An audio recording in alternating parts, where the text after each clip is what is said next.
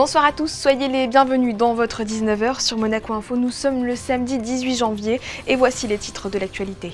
Les hommages se multiplient suite à l'annonce de la disparition du ministre d'État Didier Guillaume hier après-midi. À Monaco, comme en France, la classe politique réagit. Vous entendrez dans ce journal Isabelle Béraud-Amadei, ministre d'État par intérim, le président du Conseil national Thomas Brezzo et l'adjoint au maire Marjorie Crovetto. Bien que le cœur n'était pas à la fête, le coup d'envoi du Festival international du cirque de Monte-Carlo a été donné hier soir, juste après une minute de silence observé en mémoire de Didier Guillaume. Nous recevrons un des artistes dont le numéro peut donner le vertige. Et puis ce week-end est également marqué par la seconde partie du Téléthon. Une de nos équipes s'est rendue à l'espace Léo Ferré où une collecte de fonds est organisée afin de financer la recherche et l'accompagnement des familles touchées par les maladies rares et génétiques. La principauté est en deuil depuis l'annonce hier en fin de journée de la disparition du ministre d'État Didier Guillaume à l'âge de 65 ans des suites d'une maladie fulgurante survenue alors qu'il était hospitalisé au CHU de Nice. Son décès est intervenu une semaine exactement après l'annonce de sa mise en retrait. Comme l'avait indiqué un communiqué du Palais Princier, le ministre d'État devait subir un traitement médical nécessitant une hospitalisation programmée. Parmi les premiers à réagir, le prince Albert II a fait part de son immense tristesse et a salué l'engagement remarquable de Didier Guillaume au service du pays dès sa prise de fonction le 2 septembre dernier. La principauté perd un serviteur exemplaire dont l'action et la loyauté resteront gravées dans nos mémoires, a déclaré le souverain qui par ailleurs a décrété qu'une journée de deuil national serait observée en principauté le jour des obsèques du ministre d'État. Elles seront célébrées en la cathédrale de Monaco jeudi prochain, le 23 janvier à 11 h. Et puis, vous avez sans doute dû le remarquer depuis aujourd'hui et jusqu'à la fin des obsèques, les drapeaux de tous les bâtiments publics ont été mis en berne. Lundi, une minute de silence sera observée à 11 h. Celle-ci sera annoncée par une sirène et invitera chacun au recueillement. Et pour celles et ceux qui souhaiteront rendre un dernier hommage à Didier Guillaume, une chapelle ardente accompagnée d'un registre de condoléances a été installée dans la chapelle de la Miséricorde, place de la mairie. Elle sera ouverte au public de lundi à mercredi de 10 h à 17 h. Concernant l'intérim des fonctions du ministre d'État, elle demeure confiée à Isabelle Béraud-Amadei, conseiller de gouvernement ministre des Relations extérieures et de la coopération, qui conserve la responsabilité de son département. Je vous propose de l'écouter, elle était cet après-midi au micro de Patricia Navarro. Comme vous pouvez l'imaginer, que ce soit les membres du gouvernement ou tous les services de l'administration, nous sommes vraiment sous le choc depuis l'annonce de la disparition de son Excellence Monsieur Didier Guillaume. Mes premières pensées vont bien évidemment à sa famille. Nous l'entourons et voilà, nous avons des pensées vraiment très fortes de réconfort pour son épouse Béatrice et pour ses proches. Vous avez travaillé à ses côtés au cours des 4 derniers mois. Tous saluent l'homme d'État et les qualités humaines. Alors c'est vrai que M. Didier Guillaume avait une personnalité et un enthousiasme qui permettait aussi d'insuffler et de fédérer. Et donc nous sommes vraiment déterminés au sein du gouvernement de poursuivre cet élan et de mettre en œuvre les actions qu'il avait commencé à insuffler au sein du gouvernement. Oui, parce que vous assurez donc l'intérim depuis un peu plus d'une semaine maintenant et vous l'aviez confirmé mercredi dernier. Les affaires de l'État continuent d'avancer sous l'impulsion du gouvernement et de vous-même. Oui, c'est ce que j'ai dit effectivement mercredi dernier. Cette période d'intérim n'est pas une période de parenthèse. Les conseillers de gouvernement et tous les services de l'État sont mobilisés pour mettre en œuvre les décisions et les orientations qui ont été fixées par Son Altesse Sérénissime le Prince. Et donc, bien évidemment, nous sommes déterminés à les poursuivre. Autre réaction, celle du président du Conseil national, Thomas Brezzo, avec qui Didier Guillaume avait noué une relation de confiance. Écoutez, nous sommes tous ici complètement bouleversés par cette triste nouvelle. Nos premières pensées vont bien évidemment à Béatrice, son épouse, ses enfants, sa famille et l'ensemble de ses proches. Nous avons perdu un ami, Monaco perd un grand homme. C'est un parlementaire dans l'âme, comme il le disait lui-même, et comme il l'a dit dès les premiers mots que nous avons échangés ici, même avant sa venue en tant que ministre d'État. Donc, c'est quelqu'un qui nous a respectés, c'est quelqu'un qui s'est montré loyal, transparent. Et cette transparence qui manquait à nos débats jusqu'ici et qui nous a permis d'avancer. Partageant la même franchise, le même pragmatisme, ce qui nous a permis d'aller très vite sur certains sujets et de pouvoir trouver des solutions et commencer à les mettre en œuvre. Malheureusement, il est parti un petit peu trop tôt. Et en tout cas, on voit déjà que la méthode Guillaume commence à porter ses fruits. Aujourd'hui, nous allons poursuivre les travaux qui ont été initiés. C'est important. Nous allons faire respecter cet héritage politique qu'il a initié ici et que nous avons initié ensemble, et le faire respecter, le faire poursuivre, et que pour le bien de Monaco et dans l'intérêt général, puisque c'était ce qui le guidait. Donc on a tout intérêt effectivement à aller dans le même sens et continuer sur ces bonnes bases-là. Le maire Georges Marsan et les membres du conseil communal ont également exprimé leur émotion via un communiqué, et aujourd'hui par la voix de l'adjointe au maire Marjorie Crovetto. Lorsque nous avons appris le décès de son Excellence Monsieur Didier Guillaume, donc chacun vraiment, que ce soit bien sûr le maire, les conseillers communaux et également tout le personnel de la mairie, chacun a vraiment voulu faire part de sa grande émotion et également de sa profonde tristesse à l'annonce de cette nouvelle. Voilà, on a tous été abasourdis. C'est vrai que nous avions reçu Monsieur Didier Guillaume donc, en mairie lors de sa nomination. Et donc j'avais eu la chance d'assister à ce rendez-vous. Et je me souviens vraiment d'un moment d'échange vraiment très humain et très agréable. On avait pu justement échanger sur les grands projets de la mairie, des projets qui vraiment semblaient lui tenir à cœur et qu'il avait vraiment la volonté de vouloir faire avancer également. Monsieur Marsan me disait encore justement hier qu'ils avaient noué des liens d'amitié particuliers et qu'il appréciait vraiment le grand homme qu'il était. Et d'ailleurs, je voulais aussi rajouter qu'on a eu également l'immense honneur de célébrer donc son mariage dans le mois de décembre, donc ce qui rajoute aussi voilà, cette affection particulière que nous lui témoignons. Pour clôturer les hommages sur notre territoire, le président délégué de la Monte Carlo Société des Bains de Mer, Stéphane Valéry, a qualifié l'apport du ministre d'État au pays comme décisif pour l'avenir, et ce, dans de nombreux domaines. En France, où Didier Guillaume a notamment endossé le rôle de ministre de l'Agriculture entre 2018 et 2020, lors du premier mandat d'Emmanuel Macron, la sphère politique n'a pas manqué de réagir, à commencer par le président français qui a décrit un humaniste de la République. Son Premier ministre François Bayrou s'est de son côté remémoré un homme solide et courageux. Plus proche de chez nous, les élus comme le maire de Nice et président de la métropole Nice-Côte d'Azur, Christian Estrosi, et le président de la région PACA, Renaud Muselier, ont également salué la mémoire de Didier Guillaume sur les réseaux sociaux. Et toujours pour honorer la mémoire du ministre d'État, une minute de silence a été observée sous le chapiteau de Fontvieille hier soir. À la demande de son Altesse Sérénissime, le prince Albert II, nous vous demandons de bien vouloir faire une minute de silence. Merci.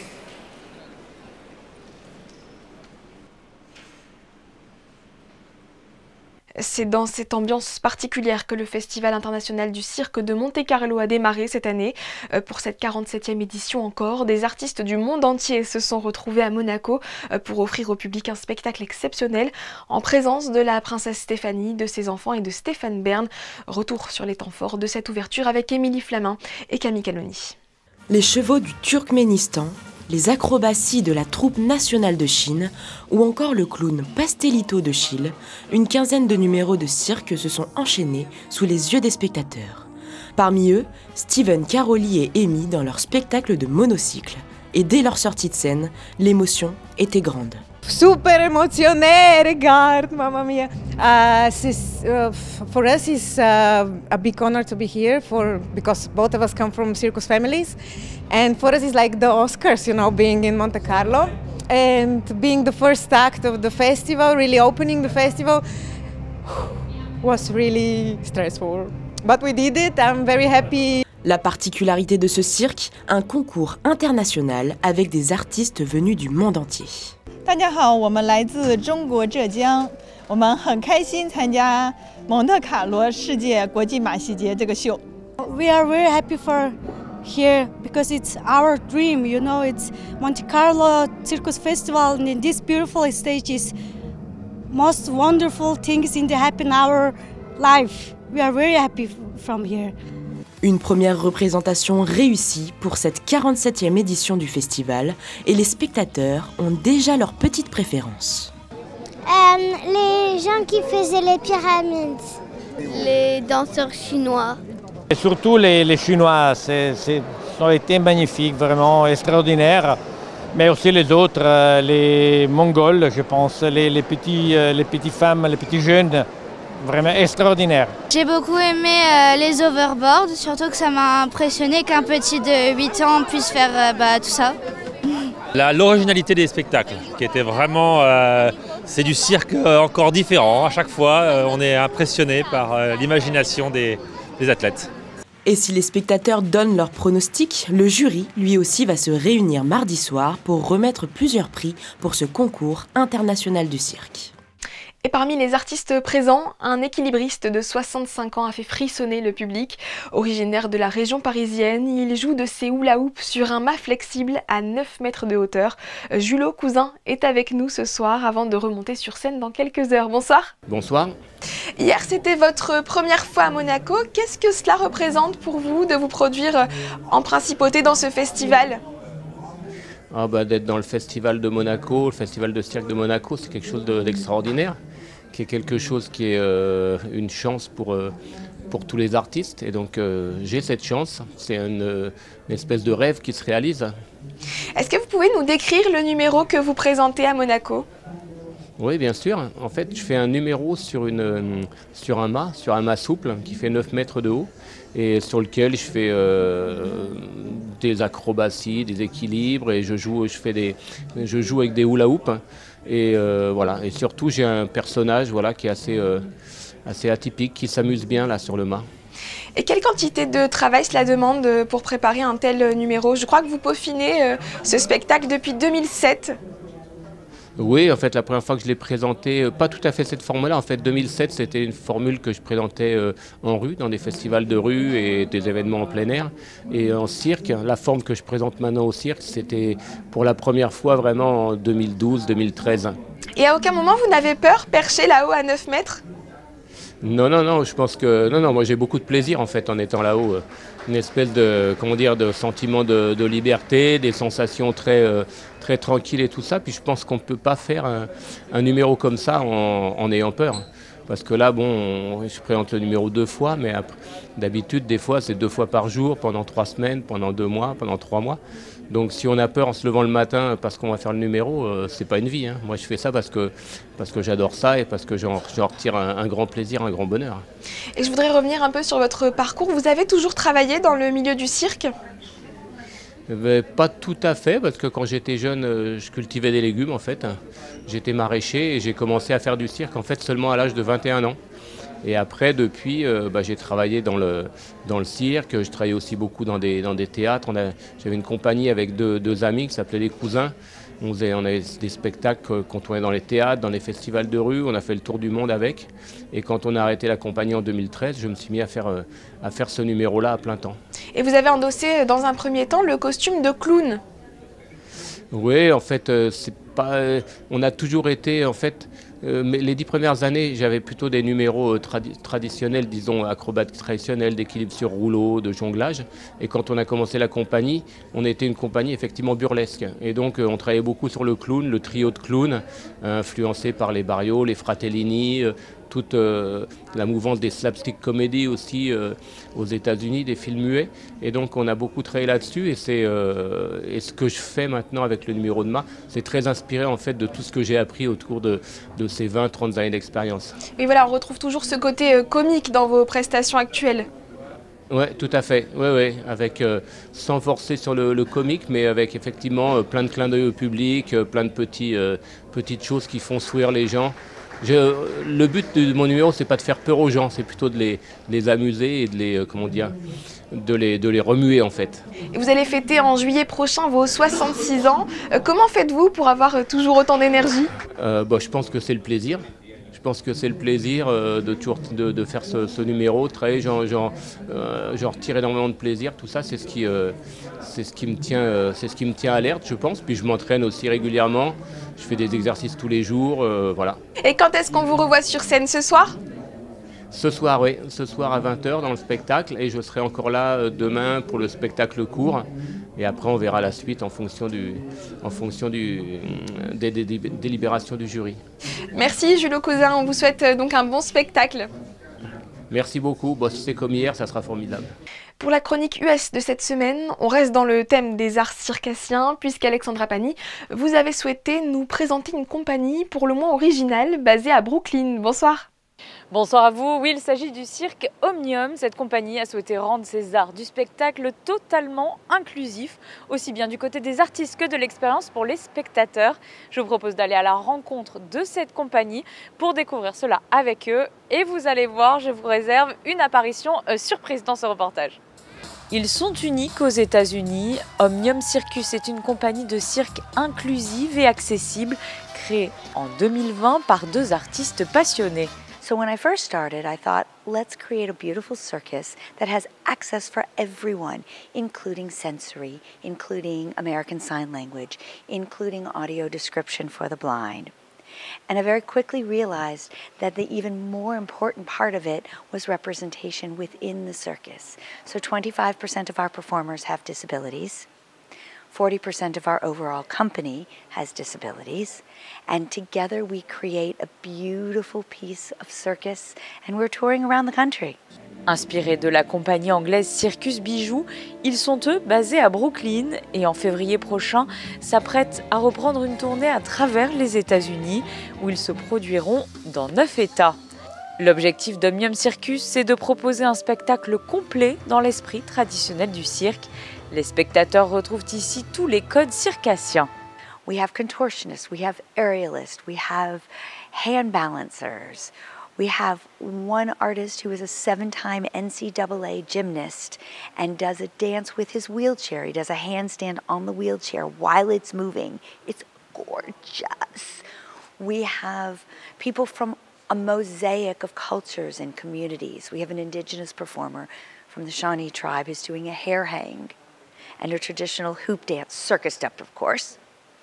Pour mieux comprendre le travail de ces artistes, avant chaque représentation, des ateliers sensoriels sont proposés. When people are blind or low vision, they enjoy the circus through an audio description. So we describe every single aspect of what's happening so that they can share the same excitement as their friends and family who are viewing it through their eyes. People take in information in different ways. So this is a touch table. We have them out before every show, and on it are miniature versions of the props that the artists use during the show. Et pour tester cet atelier aujourd'hui, je suis justement accompagnée d'un visage familier sur Monaco Info. Théo Schumer, de passage à New York, a accepté le rôle de testeur pour ce reportage. On se rend compte, avec les yeux bandés, qu'effectivement, le cirque, ça peut parfois être dangereux. On se rend compte de la difficulté physique avec un morceau de bois, ce que c'est de se contorsionner et que tout le monde ne pourrait pas le faire. Et moi, je ne pense pas que je pourrais. Non. Sinon, on peut le faire, mais aux urgences directement, at the hospital.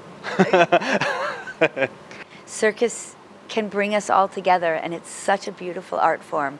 And for us, it is so important that everyone be able to be involved as an audience member, as taking classes, as working in the circus, regardless of the body in which you inhabit or the skin that you are in.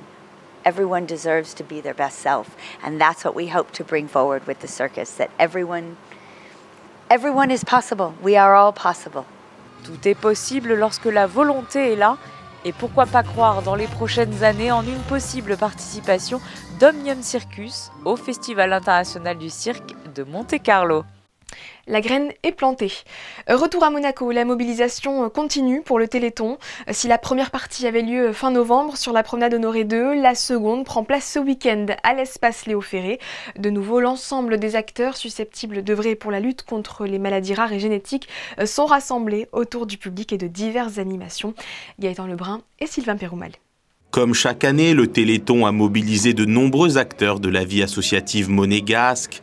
Peluches, vente de gâteaux, quiz, spectacles de danse, des dizaines de stands ont été montés dans l'espace Saint-Antoine afin de sensibiliser et récolter des fonds pour l'association Monaco Maladies Génétiques qui organise le Téléthon chaque année en principauté et livre un combat acharné pour la recherche médicale et contre les maladies rares. Aujourd'hui, beaucoup de concerts, beaucoup de danse, beaucoup d'animations sur scène. Il y a toujours une très bonne dynamique. Les gens, chaque personne qui fait partie de notre équipe essaye de peaufiner et de trouver d'autres personnes qui vont permettre de faire à nouveau, des animations. Donc la grande famille du Téléthon s'agrandit chaque année. Et c'est superbe. Le Téléthon a accueilli au sein de sa grande famille l'association Les Smileys de Monaco, qui œuvre depuis 3 ans pour redonner le sourire aux enfants hospitalisés en distribuant plus de 2000 mascottes par an. Les Smileys de Monaco, c'est une association qui est présente sur différents sites, enfin différents points. Le CHPG, la Sûreté publique, le centre cardio-thoracique, l'IM2S et le centre médico-psychologique. Donc le but, c'est de fournir ces mascottes, donc toutes les interventions que nous faisons plusieurs événements au cours de l'année. Ça nous permet d'acheter ces mascottes et de les fournir aux différents services. Et c'est un objet de médiation pour les enfants, pour les parents et pour gérer un peu ce stress qui est parfois difficile à gérer en cas de maladie, d'accident. Le Téléthon reprendra demain avec un loto et une tombola où une centaine de participants se sont déjà inscrits. Elle a brillé non pas sur le gazon ou le parquet, mais sur la terre battue. Notre deuxième invitée est une joueuse de tennis handisport française. Elle a participé aux Jeux paralympiques de Paris 2024. Pauline Desrouledes est en duplex avec nous, entre 2 autographes, puisqu'elle est en principauté actuellement pour la promotion de son autobiographie intitulée « Impossible, entre ombre et lumière, le combat d'une athlète hors du commun ». Bonsoir Pauline Desrouledes. Bonsoir. Vous vous trouvez actuellement à la bibliothèque Louis Notary pour une rencontre dédicace avec vos lecteurs. Qu'avez-vous souhaité partager à travers cet ouvrage ? Écoutez, je suis ravie d'être ici à Monaco, à la médiathèque, effectivement à la rencontre des gens qui ont lu ou qui vont lire mon livre. Pour moi, c'était important de parler de l'envers du décor, de mon histoire, tout ce qu'on n'a pas vu forcément. Voilà, les gens me connaissent parce que j'ai fait les Jeux de Paris cet été, mais je voulais parler aussi de tout le chemin de reconstruction et désacraliser peut-être le côté super-héros qu'on peut donner notamment aux para-athlètes qui ont un accident de vie. Et voilà, pour moi, c'était important encore une fois de raconter cet envers du décor-là. Votre vie a été bouleversée après un accident en 2018 dans lequel vous avez perdu votre jambe gauche. C'est à la suite de cette épreuve que vous êtes devenue professionnelle de tennis et avez arrêté votre métier d'assistante réalisatrice. Comment avez-vous trouvé cette force? Vous réalisez aujourd'hui que vous êtes un exemple de courage et de résilience pour beaucoup? C'est toujours compliqué pour moi de dire que je suis un exemple parce que moi-même j'ai eu beaucoup de modèles qui m'ont aidé à rebondir, notamment un entourage de fer qui m'a donné la force, qui m'a donné l'envie de continuer à vivre, même avec une jambe en moins. C'est vrai que moi, après cet accident qui m'a amputé d'une jambe, j'avais besoin d'un objectif très ambitieux, de me fixer quelque chose qui allait me tirer vers le haut. Et évidemment, le sport, c'était déjà mon moteur et j'avais en tête les Jeux de Paris. Et voilà, cet objectif, je me le suis fixé sans aucune garantie. Et j'ai à la fois profité du moment présent, passé des moments en rééducation, appris le tennis fauteuil qui était tout nouveau pour moi. Et étape après étape, j'ai réussi à remplir cet objectif. Donc je suis heureuse, mais ça c'est grâce aussi encore une fois à toute l'équipe qui a eu autour de moi, toute la force que j'ai reçue. Moi j'ai la chance aujourd'hui de pouvoir être debout. Donc je suis très privilégiée de tout ce que j'ai pu recevoir, de tout l'entourage et l'amour que j'ai reçu. Et ça c'est vraiment une chance. Donc voilà, c'est plutôt merci aux autres d'avoir fait en sorte que je sois encore là. Et depuis cet événement, vous êtes engagé en faveur des personnes en situation de handicap. Vous n'hésitez pas à vous rendre sur les plateaux télé pour sensibiliser le public. Quel est votre message? Tout est toujours possible? Il n'y a rien d'impossible, en tout cas que l'impossible peut devenir possible, d'où le titre de mon livre. C'est important pour moi de transformer l'impossible en quelque chose de possible. Je pense que tôt ou tard la vie elle finit toujours par reprendre le dessus. On traverse tous des moments difficiles, voilà, il n'y a pas de hiérarchie dans la douleur. On a des deuils, des difficultés dans la vie, il faut faire face avec les bonnes armes, ce qui nous fait du bien, le bon entourage, donc la bonne équipe et voilà, il faut faire confiance en la vie. Moi je suis peut-être l'illustre exemple de ça. J'ai eu de la chance, encore une fois, d'être entourée. Donc je pense qu'il faut jamais baisser les bras, jamais rien lâcher. Et j'aime bien une citation qui dit « La vie donne les plus durs combats à ses plus solides soldats ». Voilà, donc si ça peut parler à certains qui nous entendent et nous voient, ça peut faire réfléchir. Eh bien, on terminera sur cette citation qui vous va bien. Merci Pauline Desrouledes d'avoir partagé avec nous votre histoire que vous racontez, on le rappelle, dans votre livre « Impossible entre ombre et lumière, le combat d'une athlète hors du commun ». Merci à vous. C'est la fin de cette édition. Merci à tous de l'avoir suivi. Les photos qui vont s'afficher dans un instant nous rappellent l'émotion qui gagne le pays depuis l'annonce hier du décès du ministre d'État. Les obsèques de Didier Guillaume sont prévues jeudi. En attendant, les drapeaux des bâtiments publics sont en berne. Belle soirée à tous sur Monaco Info. À demain, 18h30.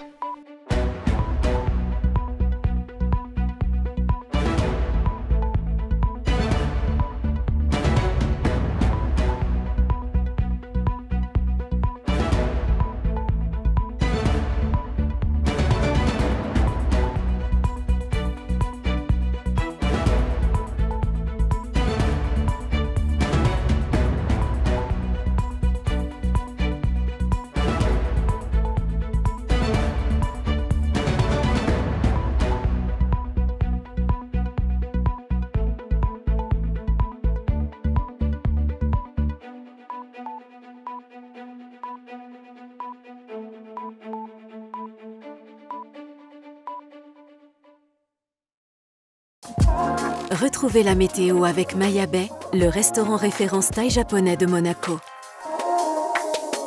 Bonsoir à tous, demain les nuages resteront présents en principauté, même si on aura le droit à quelques éclaircies au cours de la journée. Attention, le soir il devrait y avoir quelques averses, donc pensez au parapluie. Côté température, il fera frais, entre 10 et 15 degrés, et en ce dimanche 19 janvier, nous fêterons les Marius. Et ce dimanche est aussi sous le signe du popcorn, avec la journée nationale de cette friandise. Alors que vous alliez au cirque de Monaco ou tout simplement au cinéma, profitez-en. C'était la météo avec Maya Bay, le restaurant référence thaï japonais de Monaco.